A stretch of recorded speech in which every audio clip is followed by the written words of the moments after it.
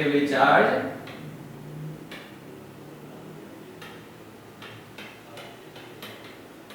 Nucleus. Okay, dense positively charge. यार यहाँ पर जो एक्सपेरिमेंट था उसका पार्टिकल कुछ ऐसा बताया कि जो मेन रे थी यहाँ से स्ट्रेट आ रही थी, कुछ यहाँ पे न्यूक्लियस से टकराकर डेविएट हो रही थी, यहाँ पे न्यूक्लियस से टकराकर डेविएट हो रही थी। ये देखो डेविएशन शो कर रही है जब वो न्यूक्लियस से टकरा रही है। और बहुत कम ऐसी थी 1000 में से एक जो यहाँ से ऐसे आती थी, यहाँ से आती थी, यहाँ से टकराकर वापस जाती थी। ओके, ऐसे। तो ये स्ट्रक्चर दिया गया रुदरफोर्ड ने। However there was a problem with Rutherford model, means यहाँ पर भी प्रॉब्लम थी कि रुदरफोर्ड ने ऐसा कहा गया था कि रुदरफोर्ड ने ऐसा कहा कि जो एटम इलेक्ट्रॉन्स है वो यहाँ पर आउटर मींस न्यूक्लियस से बाहर प्रेजेंट है, tiny positive negative charge.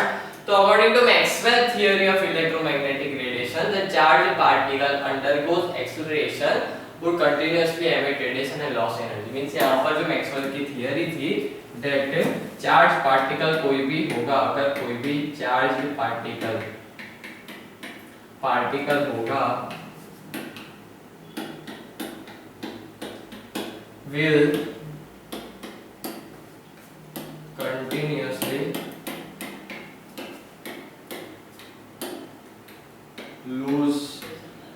loss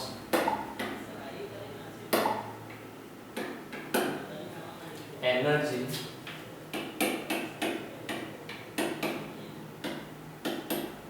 by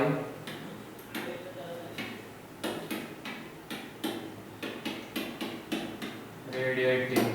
okay, radiate करके रेडिएशन से वो कंटिन्यूअसली लूज करेगा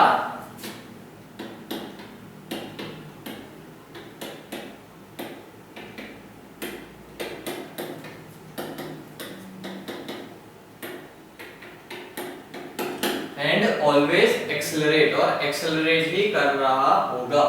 एक्सेलरेशन के हेल्प से वो कंटिन्यूअसली एमिशन रेडिएट करेगा और एनर्जी लूज करेगा। Since the electron in the atom means जो कहा था कि जो सेंटर में पॉजिटिव चार्ज है और आने वाला टाइनी नेगेटिव चार्ज है,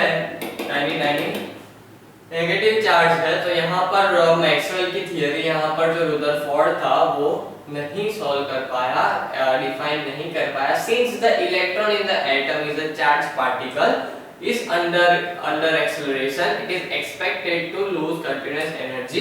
means जो इलेक्ट्रॉन है वो भी एक्सेलरेशन में है, तो माना गया कि जो इलेक्ट्रॉन होगा तो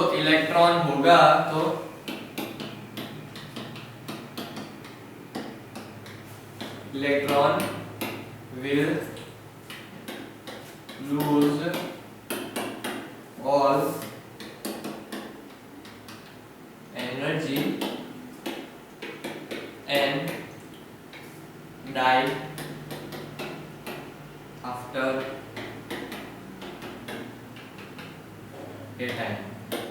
मीन्स अगर वो सभी एनर्जी रेडिएट कर देगा तो एक टाइम वो अपनी एनर्जी लूज करके मीन्स कोलैप्स हो जाएगा। Okay, consequently the electron moving around the nucleus would approach the nucleus by spiral path and the atom would collapse। Means वो सभी एनर्जी लूज कर देगा और एनर्जी खोकर वो कोलैप्स हो जाएगा। Hence, since it does not happen, we can say that Rutherford model failed to explain the stability of atom। Means atom की stability यहाँ पर नहीं एक्सप्लेन कर पाया। The next attempt to suggest a model was by Neil Bohr, a student of Rutherford। Next था नील Bohr जो कि Rutherford का स्टूडेंट था,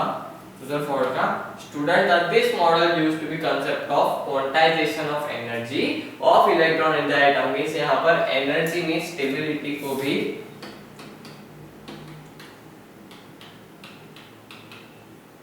ध्यान में रखकर ये मॉडल यहाँ पे प्रपोज किया गया था।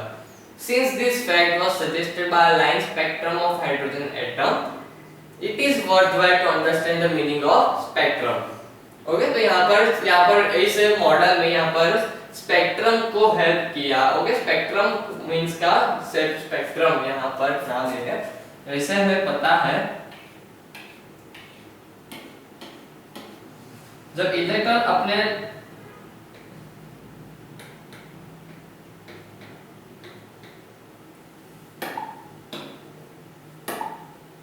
ग्राउंड स्टेट में होता है, जब इलेक्ट्रॉन ग्राउंड स्टेट में होता है और तब उसे एनर्जी मिले अगर, तो वो एक्साइटेड स्टेट में जाता है। और जब यहाँ पर जब वो अनस्टेबल होता है, अनस्टेबल, तो यहाँ पर अनस्टेबल होने के कारण से वो वापस ग्राउंड स्टेट में आता है, यहाँ से एनर्जी रिलीज करता है इन फॉर्म ऑफ रेडिएशन। तो इस रेडिएशन की हेल्प से यहाँ पर हमने कुछ स्पेक्ट्रम्स फॉर्म किए हैं, वो हम नेक्स्ट पढ़ेंगे। Electromagnetic radiation. Now electromagnetic radiation is a kind of energy which transmitted through the space in form of electric and magnetic field। यहाँ पर electromagnetic field कुछ ऐसी होती है, मीन्स ये हो गया, ये हो गया x एक्सिस, ये हो गया y एक्सिस, ओके। तो यहाँ पर जो इलेक्ट्रोमैग्नेटिक रेडिएशन होती है is a combination of magnetic and electric field, magnetic and electric field का वो कॉम्बिनेशन होती है, मैग्नेटिक एंड इलेक्ट्रिक फील्ड का एंड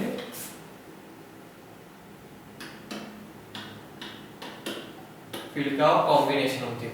जो यहाँ पर इलेक्ट्रिक फील्ड होती है वो परपेंडिकुलर रहती है, मींस यहाँ से ऐसे जाएगी,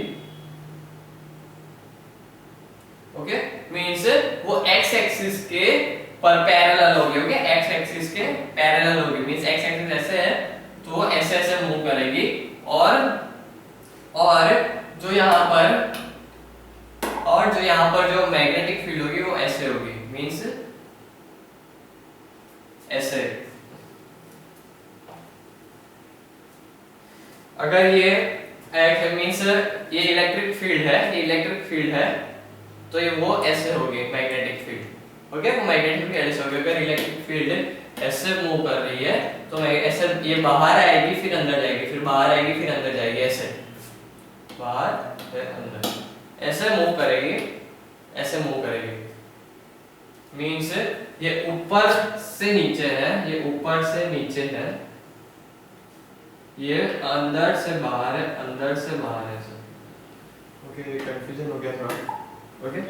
तो ये ऊपर से नीचे, फिर ये ऊपर से नीचे, ये ऊपर ऐसे, और जो मैग्नेटिक फील्ड है हमारी वो अंदर से बाहर से अंदर से बाहर से अंदर, ऐसे, मींस वो इलेक्ट्रिक फील्ड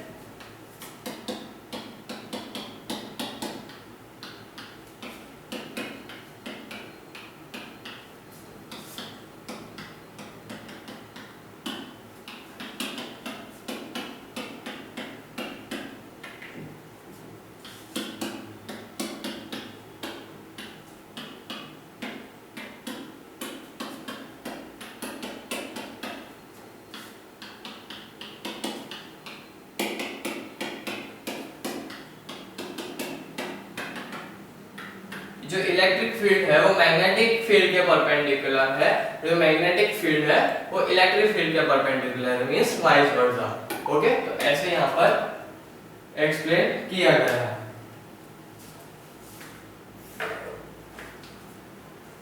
तो visible light, radiant heat, radio waves, x-ray, gamma ray, ये सारी क्या है, एग्जांपल है इलेक्ट्रोमैग्नेटिक रेडिएशन का, having different properties but same structure। According to the Maxwell theory, the electromagnetic radiation can be visualized as oscillating electric field and magnetic field. These lines travel perpendicular to each other and also in direction to propagation. Means अगर कि electric field है और ये magnetic field है, okay, ये magnetic field है, means ये x axis में जा रही है, मींस ये y एक्सिस में जा रही है, y एक्सिस में, ये ऐसे y एक्सिस में ऊपर जा रही है, और ये x एक्सिस में बाहर आ रही है, x एक्सिस में बाहर है, मींस एक ऐसे जा रही है और एक ऐसे आ रही है, मींस ये x एक्सिस वे एक्सिस, तो ये पूरी लाइट, मींस ये पूरी इलेक्ट्रोमैग्नेटिक वेव ट्रैवल करेगी z एक्सिस में। मींस जो y और x मींस जो इलेक्ट्रोमैग्नेटिक फील्ड और इलेक्ट्रिक फील्ड और मैग्नेटिक फील्ड एक दूसरे से परपेंडिकुलर है तो पूरी उसके ऑपोजिट डायरेक्शन में मूव करेगी। मींस अगर x एक्सिस में इलेक्ट्रिक फील्ड और y एक्सिस में मैग्नेटिक फील्ड है तो वो दोनों मिलकर ट्रैवल करेगी z एक्सिस में, z एक्सिस में। तो ये हमें याद रखना है कि तीनों प्रोपगेशन भी उससे परपेंडिकुलर होता है। This radiation travel with velocity, जैसे हमें पता है लाइट की स्पीड क्या 3 × 10⁸ मीटर पर सेकंड। तो ये सारी रे ट्रैवल करेगी इतनी स्पीड से 3 × 10⁸। ओके, तो यहाँ पर जो वेव होती है उसके टॉप को क्रेस्ट बोलते हैं और बॉटम को ट्रॉप बोलते हैं। मींस जो यहाँ पर सबसे ऊपर वाला होगा उसे क्रेस्ट कहेंगे और यहाँ पे ट्रॉप करेंगे। अब जो क्रेस्ट और क्रेस्ट के बीच की जगह है उसे हम कहेंगे लैम्डा मींस वेवलेंथ। वेवलेंथ और मींस और ये हाइट है जो कि क्रेस्ट की हाइट है, क्रेस्ट की हाइट उसे हम कहेंगे एम्पलीट्यूड। एम्पलीट्यूड। ओके, बस ये थी कैरेक्टरिस्टिक रे का। ये है इलेक्ट्रोमैग्नेटिक वेव का। जैसे मींस ये z एक्सिस में यहाँ से ये परपेंडिकुलर जा रही है और ये y एक्सिस में है जो यहाँ से बाहर अंदर आ रही है और ये प्रोपोगेट करेगी z एक्सिस में,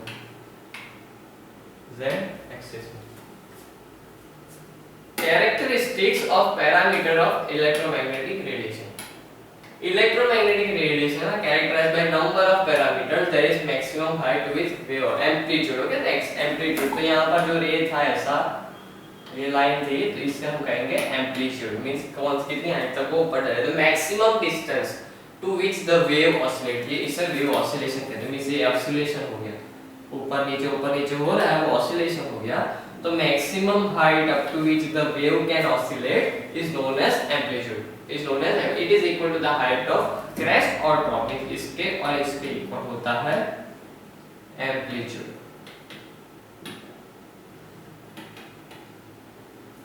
Amplitude. Next is wavelength. Okay, तो यहाँ wavelength ये हो गया। ओके, इतनी एक वेव होती है। ओके, ऊपर और नीचे मींस यहाँ से लेकर यहाँ तक एक वेव, यहाँ से लेकर यहाँ तक एक वेव। तो यहाँ से यहाँ तक का डिस्टेंस हुआ अपना इतना wavelength.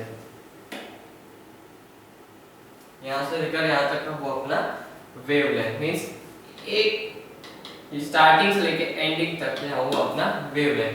It is a linear distance between two consecutive wave means crest or trough is known as wavelength. Okay, तो यहाँ पर यहाँ से लेकर यहाँ तक का डिस्टेंस को कहते हैं wave length. Next is frequency. अब फ्रीक्वेंसी होती है जिसे हम कहते हैं कि वो इतना एक वेवलेंथ कितने ट्रैवल कर रहा है कितने सेकंड्स में। Means it is defined the number of wave and crest and wave trough that pass through given point per second. Means एक पॉइंट में से कितनी फ्रीक्वेंसी में बढ़ जा रहा है। Means the number of wave crest and wave trough that pass through a given point per second. It is a Greek letter lambda ना, लैम्डा नहीं, it is Greek letter nu कहते हैं उसे न्यू।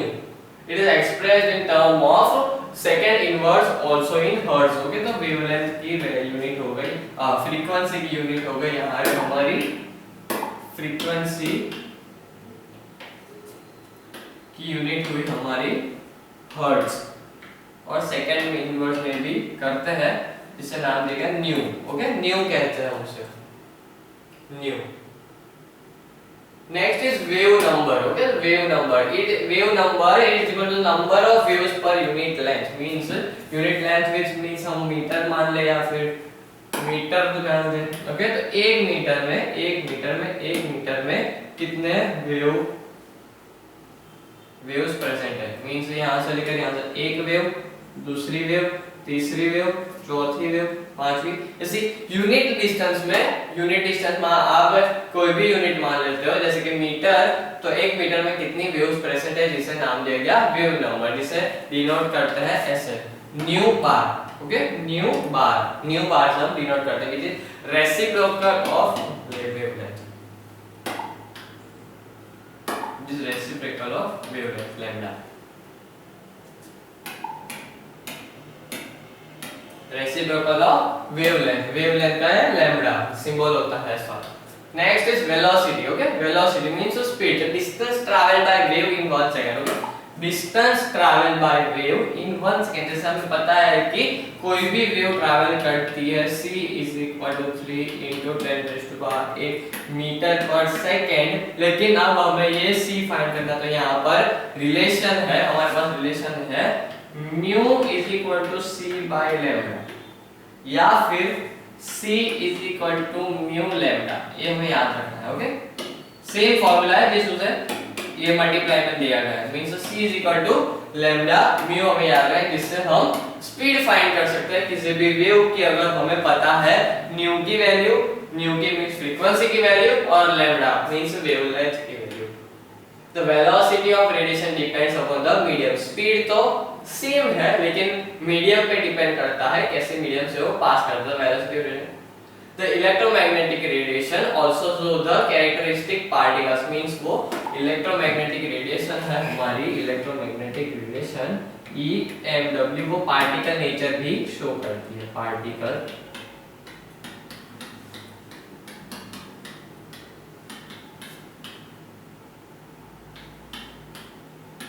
मींस वो packets of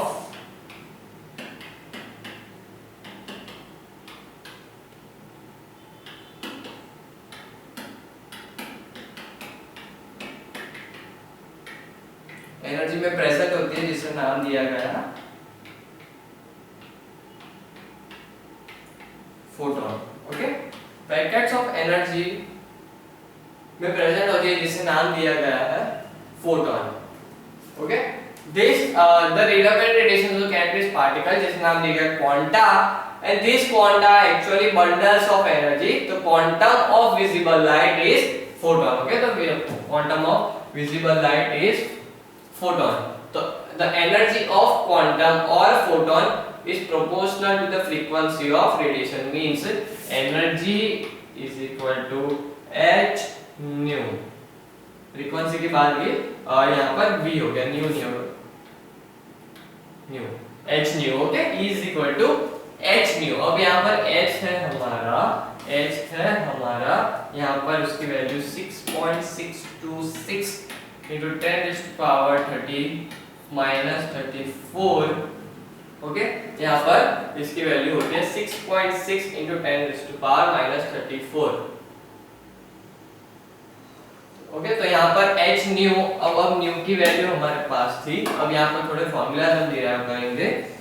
E = h new कहा गया, h new, यहाँ पर h न्यू को हम लिख रहे थे c = न्यू लैम्बडा।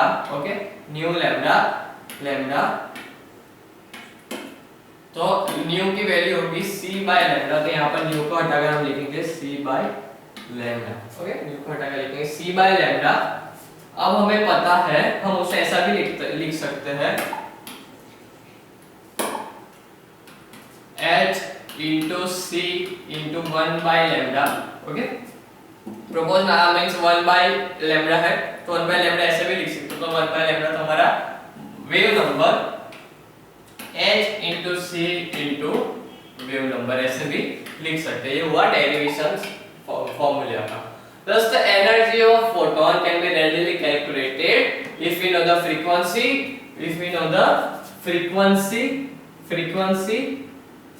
पता हो, और यहाँ पर वेवलेंथ और वेव नंबर पता हो, तो हम कोई भी एनर्जी की भी वैल्यू फाइंड कर सकते हैं।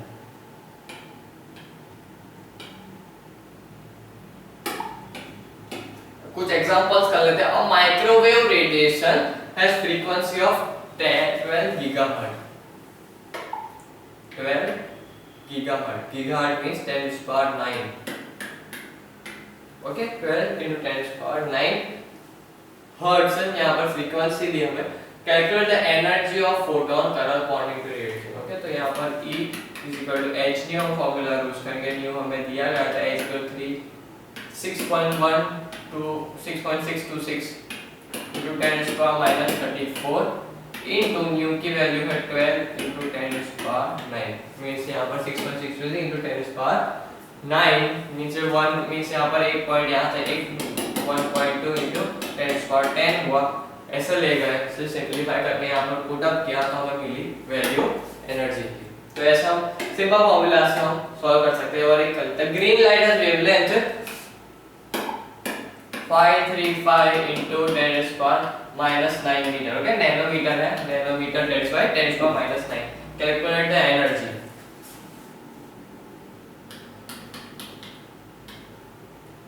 h न्यू था हमारा और हमें दी गई है वेवलेंथ। ओके, तो यहाँ पर हम लिखेंगे h c by lambda. c की वैल्यू हमें पता है 3 into 10 to power 8, लैम्डा की वैल्यू पता है 535 into 10 to power minus 9, h की वैल्यू पता है 6.626 into 10 to power minus 34। Okay, तो ये हो गया। तो हमें मिल जाएगी दोनों को h और c को मल्टीप्लाई करना और डिवाइड करना लैम्डा से, means 535 into 10 to power minus 9 से, यहाँ पर हमें मिल जाएगा answer. Next is electromagnetic spectrum. Then depending on the characteristics, wavelength, frequency and wave number, electromagnetic radiance are of many types. Means जो electromagnetic radiations है हमारी या वो बहुत सारे types की है। Means the part of spectrum which can be seen or visible spectrum is very small part. Means जो भी EMW है, EMW electromagnetic waves वो डिवाइड की गई है कई स्पेक्ट्रम्स में। ओके, उसमें से जो विजिबल लाइट है वो इतनी ही है। Okay,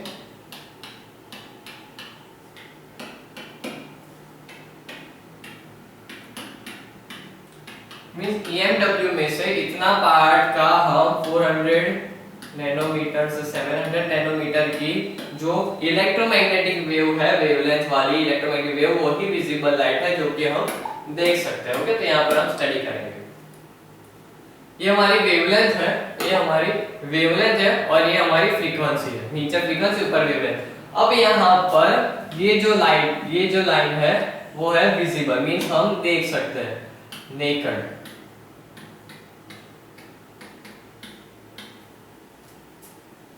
okay, naked eyes,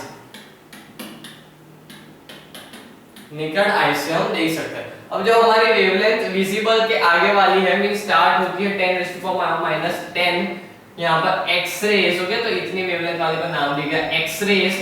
okay, फिर 10 to the power minus 8 से 10 to the power minus 7 के बीच में दिया गया यूवी, फार यूवी, मींस बहुत कम पहुंचती है हमारे तक। 10 to the power 7 से छोटी यहाँ पर वेवलेंथ वाली को दिया नाम दिया गया UV. Then near IR, far IR means infrared.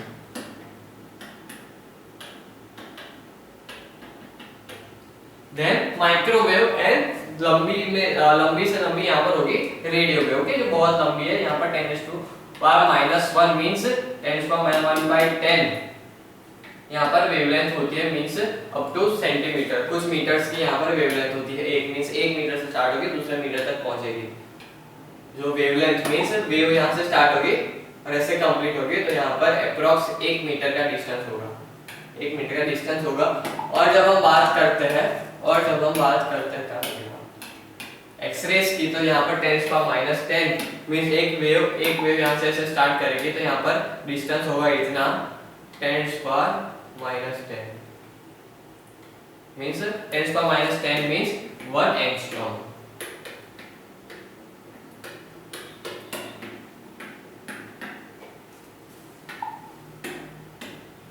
Visible light. अब विजिबल लाइट की बात करें तो विजिबल लाइट में भी एक डिवीजन किया गया है जिसमें 400 to 500 को नाम दिया वायलेट लाइट, जो कि हम इतनी वेवलेंथ की हो इन दोनों के बीच में तो हमें वायलेट दिखती है।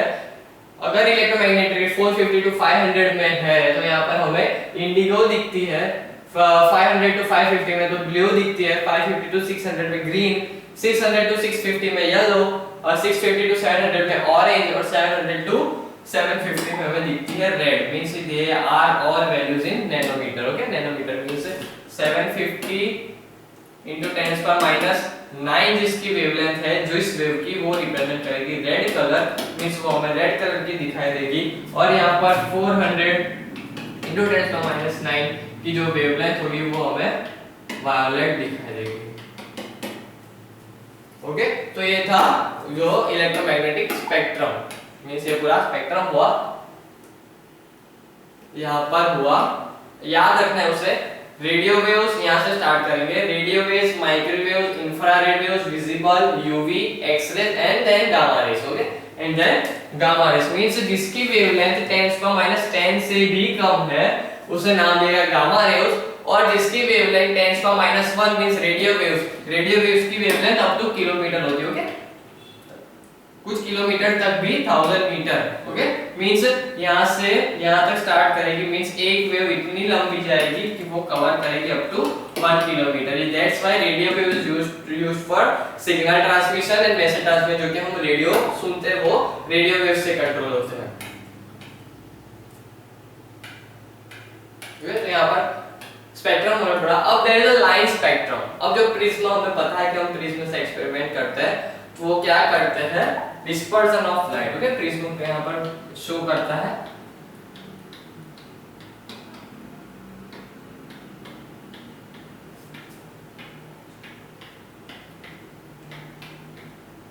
dispersion of light. You know that when we pass a beam of sunlight through a prism, we get a range of color from Vibgyor. Okay, यहाँ पर यार ट्रिक है,